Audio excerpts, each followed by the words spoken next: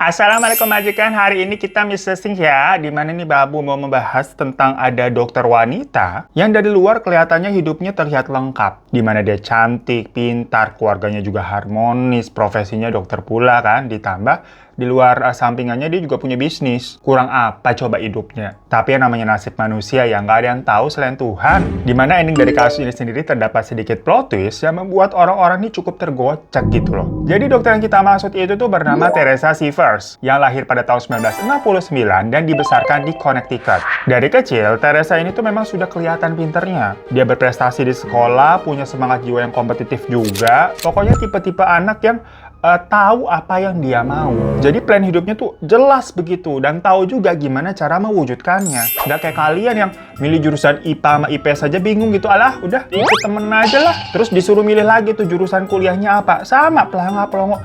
Nggak ngerti arah hidupnya nih mau dibawa kemana ya.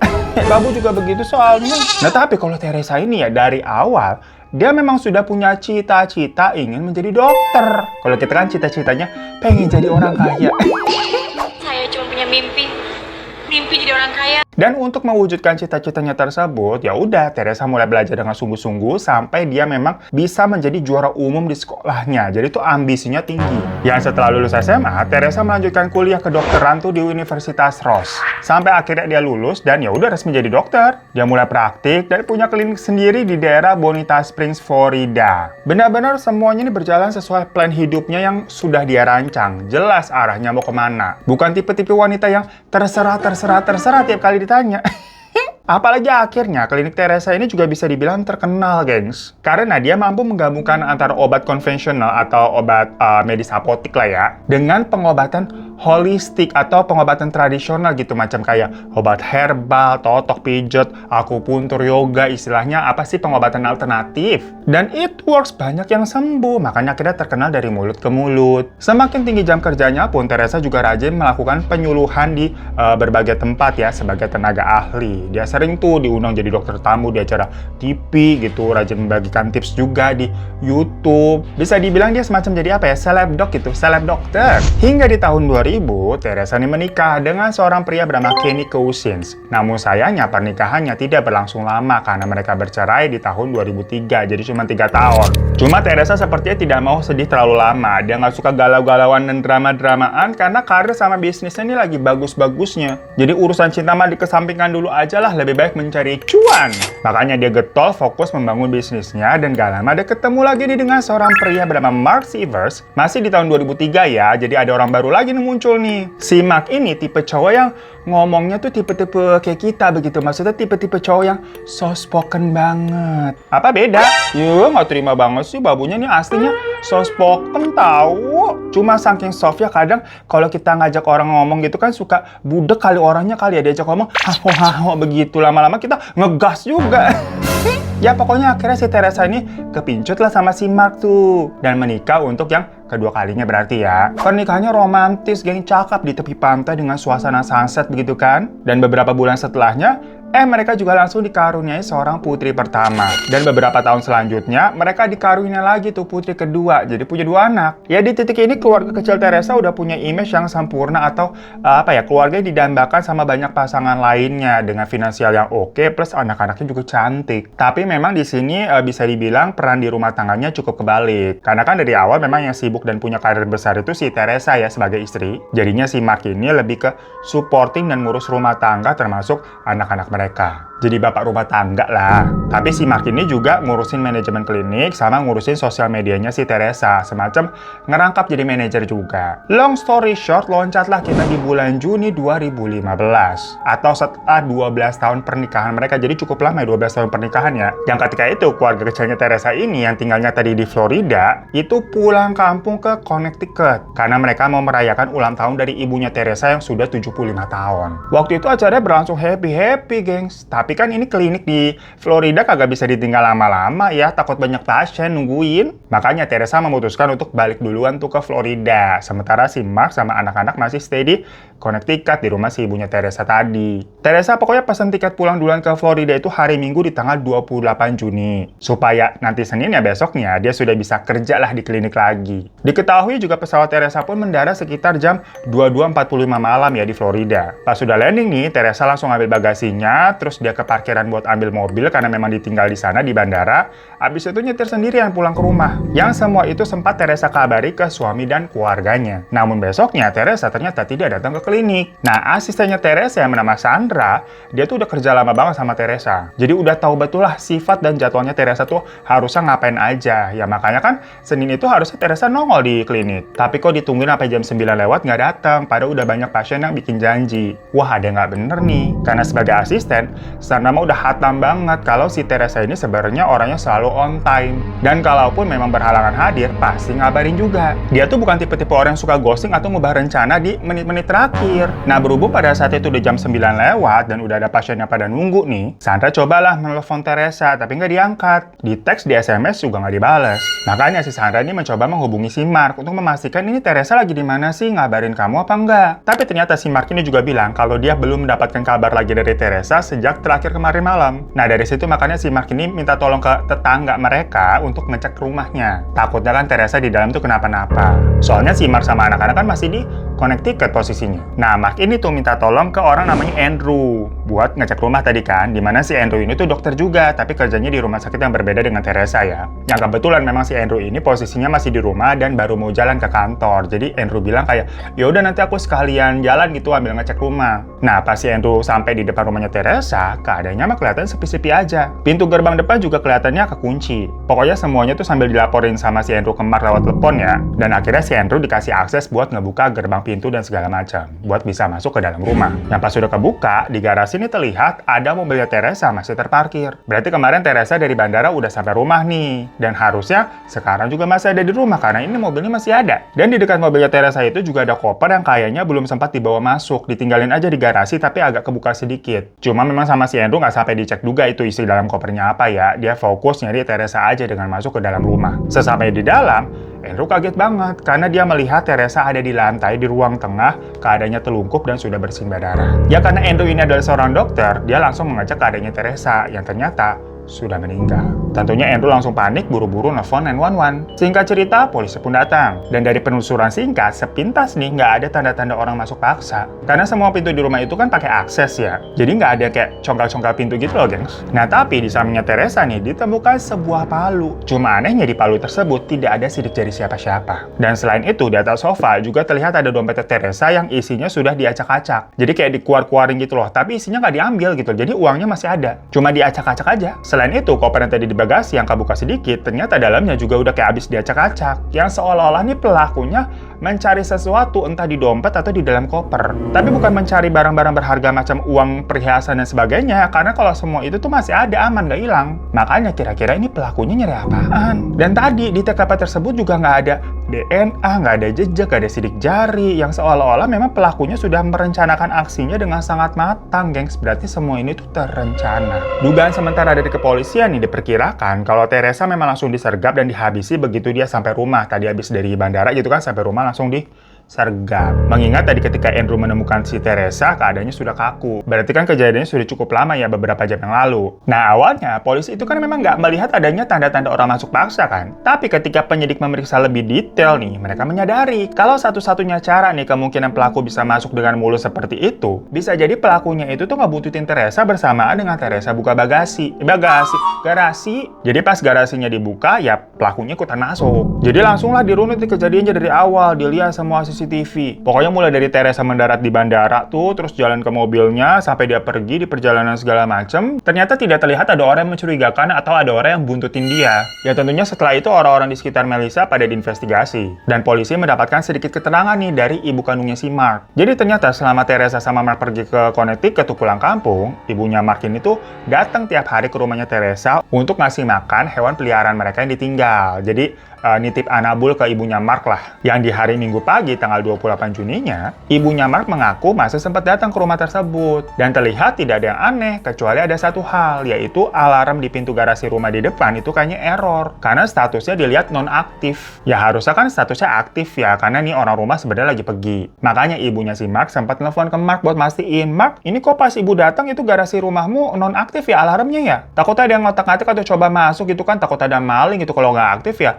alarmnya nggak bunyi. Error apa rusak bagaimana kan? Tapi dijawab sama si Mark, memang kalau hal itu sering terjadi. Maksudnya alarmnya memang sering error, tidak berfungsi. Udah ntar aja, ntar aku benerin katanya gitu. Yang mana ternyata hal tersebut tuh menjadi semacam apa ya, penyesalan di kemudian hari. Dimana alarm pintu yang error itu berarti bisa mengundang maling atau penjahat masuk dengan leluasa tanpa adanya bunyi-bunyi. Dan hal itu memang menjadi salah satu penyesalan terbesar dari Mark. Jadi Mark tuh ngomong ke polisi kayak, saya nyesel banget deh pak nggak benerin alarm gitu. Dia merasa harusnya ya dia tidak menyepelekan hal-hal penting seperti itu, benerin dari sebelum mereka pergi harusnya. Jadi kalau ada maling masuk gitu kan, tetangga bisa denger. Makanya dalam investigasinya dengan polisi, Mark ini kelihatan terpukul sampai dia berkali-kali nyalahin dirinya sendiri atas semua kejadian ini. Macam kayak seandainya waktu itu si Mark ini nggak nunda dan langsung minta tolong teknisi buat benerin alarmnya, pasti nanti tetangga tuh ada yang nolong lah nyelamatin nyawa Teresa. Atau at least penjahat pas dengar alarmnya pergi gitu kan, takut. Nah tapi karena sepertinya semua ini adalah kasus pembunuhan yang disengaja atau terencana ya, perkara nggak ditemuin adanya jejak ataupun sidik jari sama sekali, penyidik nih mulai mempertimbangkan berbagai kemungkinan. Kok bisa ada orang yang kebetulan tahu kalau alarm di rumah tersebut tuh lagi error, sehingga mereka ini memanfaatkan situasi untuk bisa masuk.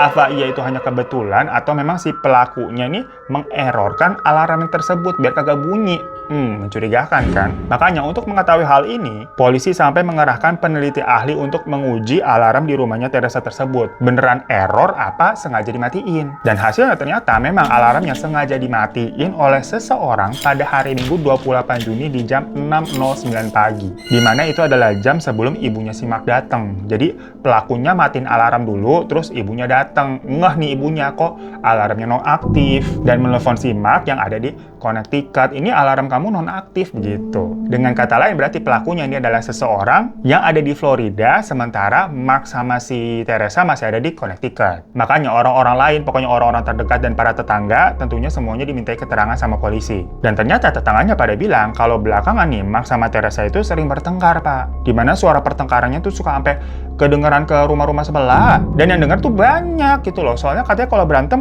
suaranya Teresa tuh nadanya tinggi banget. Dan hal itu juga akhirnya dikonfirmasi sama kakaknya Teresa yang bilang kalau iya Teresa memang orangnya temperamental banget. Kalau ada nggak sesuai sama kehendaknya dia tuh bisa langsung mencak-mencak gitu, ngerecep kemana-mana. Tapi kalau si Mark ini sebaliknya, dia itu suami-suami yang takut istri gitu, penyabar yang jadinya diem aja kalau istrinya lagi mencak-mencak. Dan Mark juga nggak pernah ngelakuin kekerasan ya, jadi nggak ada KDRT di dalam rumah tangga mereka. Ya soalnya kalau si Mark berani ngakuin kekerasan atau sampai misalkan mukul Teresa dikit aja gitu ya, udah pasti si Teresa bakal bales lagi. Atau bisa-bisa langsung dicerai, karena si Teresa ini bener-bener alpha woman. Pokoknya kakaknya Teresa ini sampai bilang Mark ini bener-bener tipe apa ya, bapak rumah tangga yang sangat berdedikasi. Dia itu tuh bener-bener ngerjain semua pekerjaan rumah dan ngurus 2 anaknya. Job dia suami istri yang tidak biasanya ya kebalik aja. Namun walaupun ibaratnya Mark ini sudah banyak nurunin ego sebagai laki-laki ya, karena kan dia sadar kalau bertukar peran sama Teresa. Tapi katanya Teresa tetap sering nyuruh si Mark buat ngambil kuliah hukum. Tujuannya supaya Mark ini bisa cari kerja dan punya profesi juga seperti dia. Cuma ya setiap kali Teresa membahas soal perkuliahan, Mark ini pasti menghindari pembicaraan tersebut dan memilih pergi karena Mark emang nggak mau.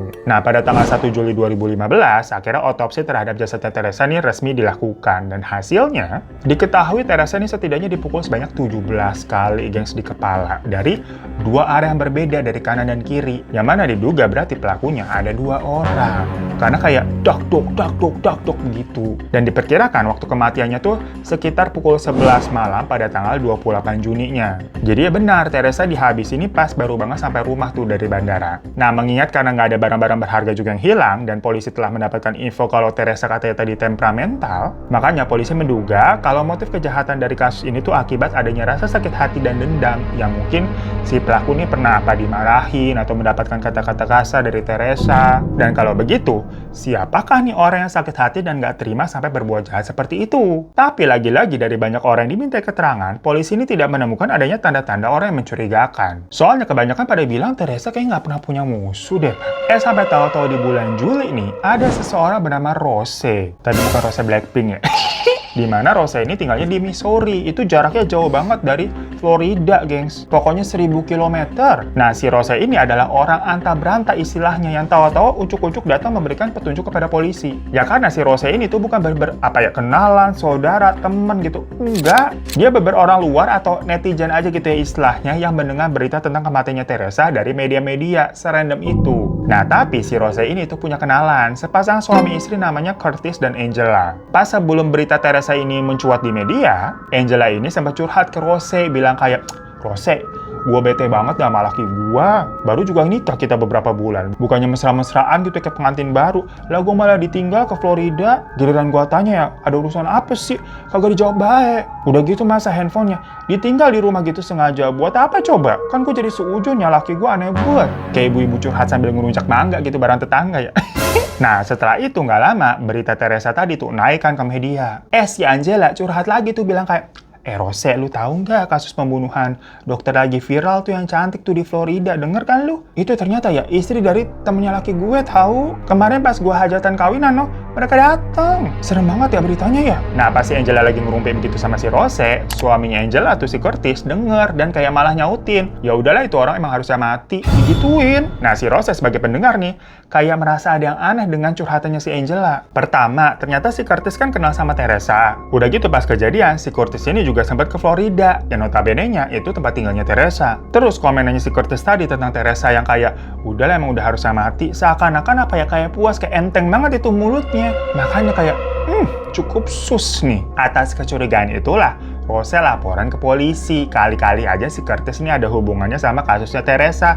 Coba deh Pak selidikin Pak. Ya bisa dibilang si Rose ini berarti tetangga-tetangga cepu ya. Tapi ya bagus, jadi ini tuh macam petunjuk baru buat polisi. Usut punya usut, ternyata si Curtis ini memang adalah sahabatnya si Mark dari lama. Sampai-sampai pas Curtis sama Angela nikah, si Mark itu kan dibilang datang. Ya dia datang sebagai groomsman. Groomsman bener yang ngomongnya. Groomsman gitu, kalau cewek kan bridesmaid, kalau cowok groomsman gitu ya. Karena memang bestie si Mark sama Curtis. Dan perawakannya tuh dilihat-lihat macam kayak anak kembar lah, sama-sama botak, mereka agak cabi-cabi gimana begitu kan, pakai kacamata, modelan kacamatanya pun mirip. Macam kayak Upin Ipin apa lu berdua. Tapi ternyata kalau si Curtis ini dulunya diketahui punya sederet kasus kriminal. Ada penipuan, pencurian, dan pernah memang dipenjara juga. Pokoknya pada tahun 1996, Curtis ini tuh menjadi terduga atas menghilangnya seseorang pendeta bernama Ronnie. Dan diketahui memang kalau Curtis ini tuh punya semacam utang ke Ronnie. Dan Curtis adalah orang yang terakhir ketemu sama Ronnie. Sampai akhirnya Ronnie hilang dan gak ketemu selamanya, gengs. Cuma ya karena waktu itu kasusnya kurang bukti, akhirnya Curtis pun dibebaskan. Cuma jadi terduga doang. Tapi orang-orangnya pada curiga.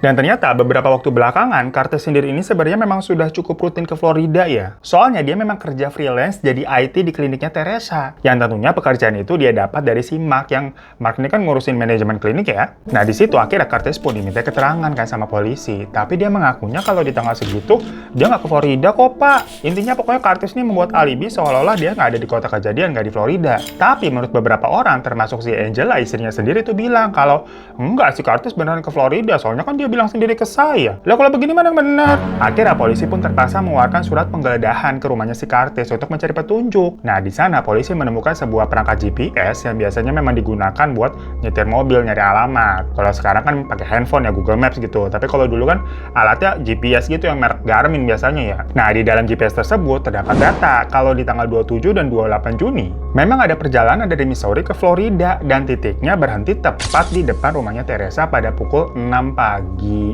Dimana itu adalah jam yang sama dengan jam di sistem alarm rumahnya Teresa yang dinonaktifkan. Setelah itu terlihat kalau GPS ini bergerak lagi ke daerah Pantai Bonita dan diam di sana sempat beberapa jam, gengs. Tapi habis itu balik lagi GPS-nya ke rumahnya Teresa pada rentang waktu yang diyakini memang Teresa saat itu dihabisi. Ya makanya akhirnya ditelusuri nih CCTV di jalur-jalur yang dilalui sama info GPS tersebut. Bener nggak? Itu Curtis kesana-sana. Yang ternyata terlihat tuh benar ada si Curtis di dalam mobil. Tapi dia juga bersama pria lain bernama Jimmy Ray Rogers. Siapa lagi nih orang nih? Jadi Jimmy sendiri adalah bestinya si Curtis di dalam penjara. Kenalnya mereka di dalam penjara. Yang mana si Jimmy dijulukinya manusia palu. Kedengeran nggak tuh tadi? Palu-palu apa nih? Bukan pulu-pulu ya, palu-palu.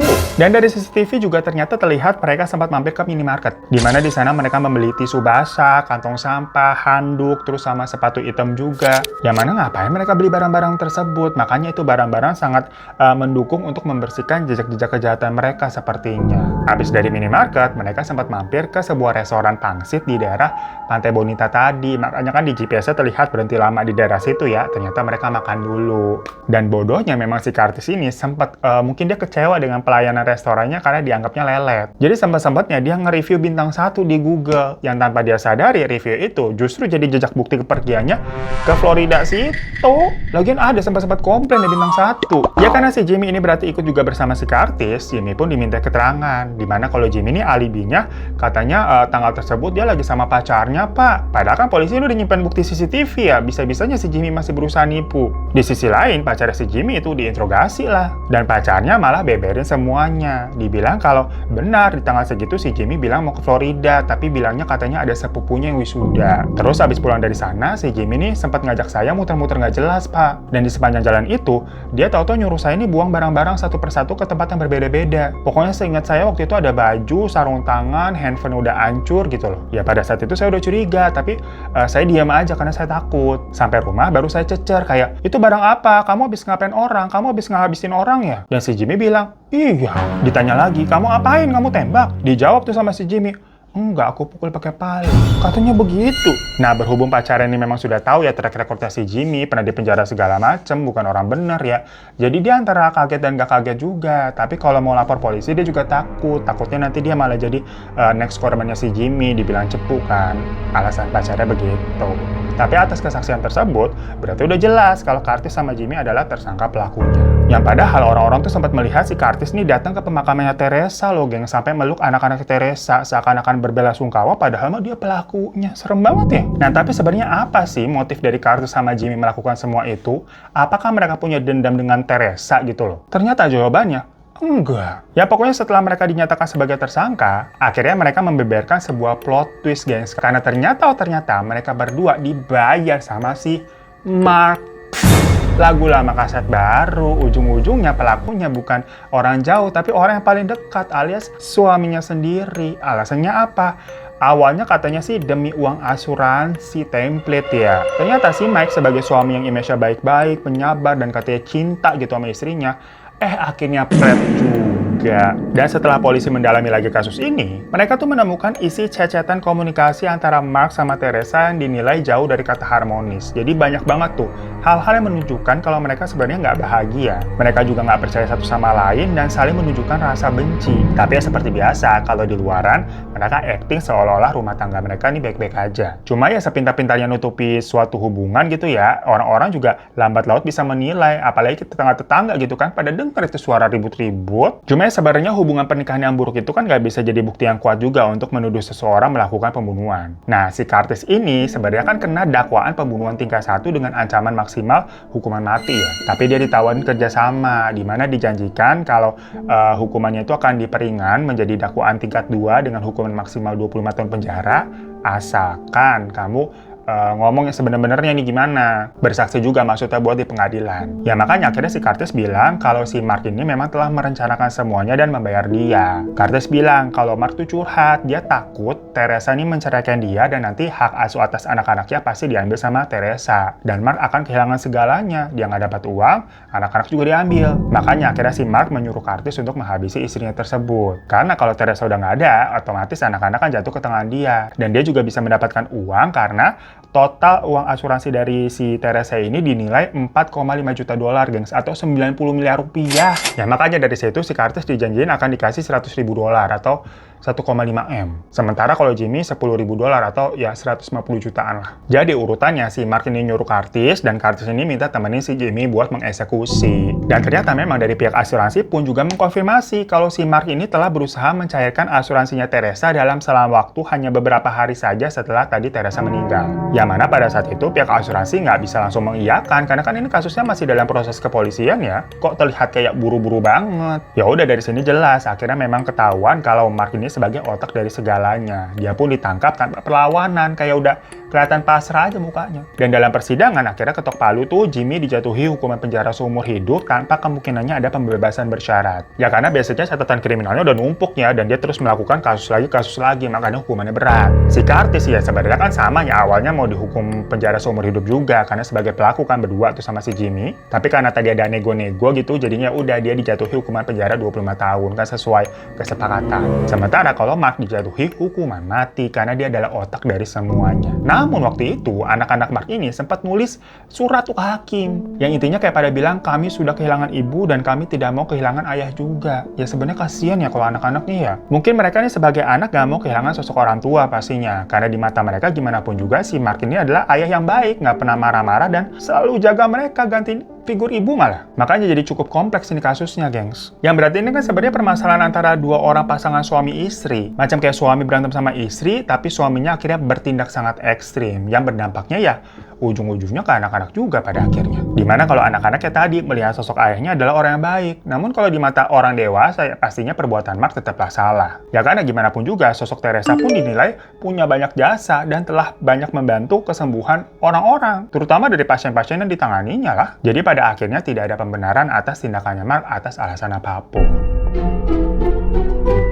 So itu majikan sebuah kasus tentang pasangan suami istri nih yang jatuhnya percecokan rumah tangga ya. Ujung-ujungnya mah korbannya anak-anak lagi. Dimana anak jadi kehilangan figur dari ayah dan ibunya sendiri untuk selamanya loh. Ya kalau dari POV sang ayah yaitu si Mark, dia mah sebenarnya sayang sama anak-anaknya dan tetap ingin mengasuh anak-anak tersebut. Tapi mungkin dia kesal dan sakit hati dengan istrinya sampai gelap mata dan melakukan hal jahat. Karena dia berpikir kalau dia cerai begitu saja pasti hak asuh akan jatuh ke istrinya tersebut. Namun ya gimana ya, nggak ada pembenaran juga atas aksinya menghabisi sang istri. Itu mah namanya apa kabar dunia. Tapi jatuhnya kasus ini tuh menjadi unik karena motifnya seperti itu, gengs. Ya dibalik ada motif dendam dan uang warisan juga sih. Ya begitulah majikan. Banyak yang nggak nyangka aja nih, soalnya image dari Mark itu adalah bener-bener bapak baik yang penyabar begitu loh. Sampai-sampai keluarga dari Teresa pun mengakui kalau Mark ini adalah sosok yang baik banget kan sebagai ayah. Tapi kok bisa sampai begitu? Berarti kan dia sesakit hati apa dia sama istrinya? Ya tapi pada akhirnya semua kebenaran terungkap ya. Dan para pelakunya telah ditahan. Mohon maaf majikan kalau ada salah-salah kata. Terima kasih udah pada nonton ya. Yang belum klik subscribe boleh bantu